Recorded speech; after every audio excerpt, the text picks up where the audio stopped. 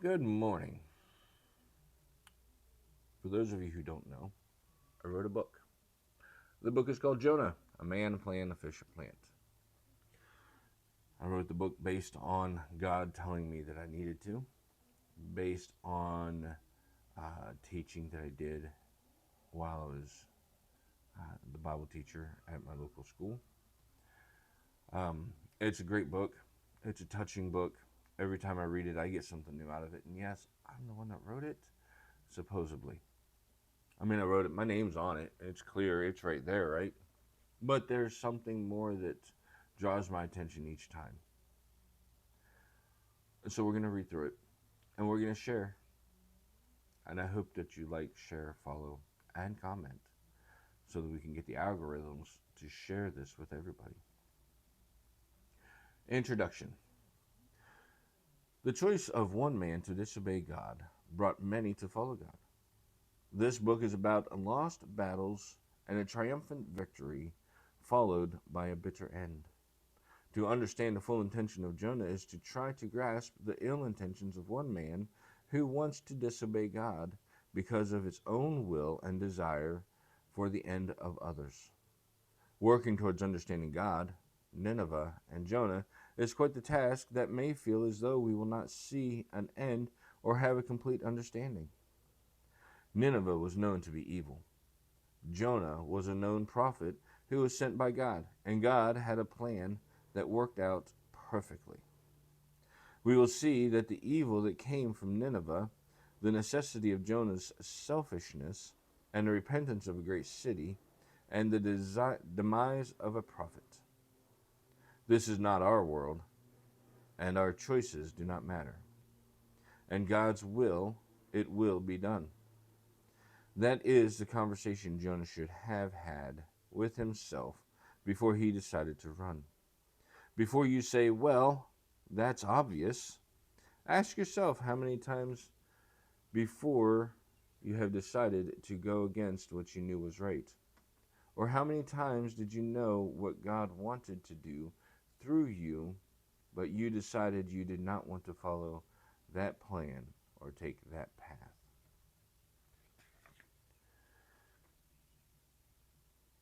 Chapter 1. Chapter 1, verses 1 and 2. And the word of Yahweh came to Jonah, the son of Amittai, saying, Get up, go to that great city Nineveh, and cry out against her, because their evil has come up before me.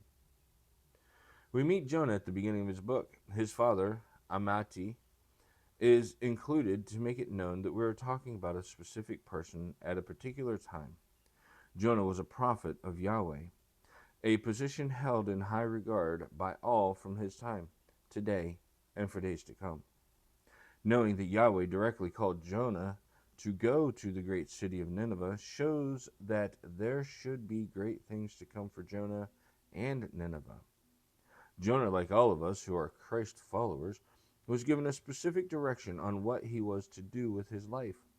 This direction was given to him in verse 2 of chapter 1. Yahweh said, Get up, go to the great city Nineveh, and cry out against her, because their evil has come up before me. This was given to Jonah with exclamation showing that there was urgency in what Jonah was to do for Nineveh. The urgency was added because of the evil of the great city of Nineveh. A whole city was to be destroyed, since there was great evil throughout the great city with no remorse.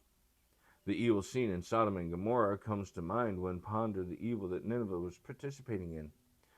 When were you called by Yahweh? How excited were you to go where he directed? Verse 2 is as direct as it comes. If I heard from Yahweh with that direction of conversation, that is what I would do, because Yahweh has come to me specifically with a plan and a goal. To hear the direction is easy, but to follow through with it is where difficulty and even doubt come into play. It is difficult to change, and it is difficult to do something we did not want to do or do not want to do today. It is difficult to go to a place we are not familiar with and where we believe we are not wanted. Then there's the doubt we fight with regularly. Am I really the one Yahweh wants to send? Am I prepared for what is to come, whether it is good or bad? Does Yahweh really want me to say that to them?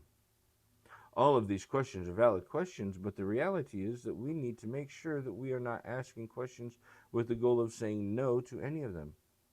Saying no is finding our way to justify not doing what Yahweh has told us to do. Are our answers based on selfish goals and desires? When we say no for any reason, our selfishness shows and puts us in a place of disobedience. At the end of these first two verses of Jonah, we see that Yahweh made a plan and gave direction, and Yahweh said no. Why did Jonah say no? There are many speculations. Maybe he did not like Nineveh because of how violent they were to him or his family. Or maybe he knew they were evil and was therefore afraid for his life. There are many potential reasons he was trying to not follow Yahweh's direction plan, but none of them are important. The only thing that's important is that Jonah decided to disobey Yahweh and run another direction. I hope you stick with me as we read through this book. It will be a good time. Primarily a time of reflection, a time of self-acknowledgement, learning who we are and who we should be. May God bless you, and may God bless the reading of His Word. And may this book be a blessing to your heart.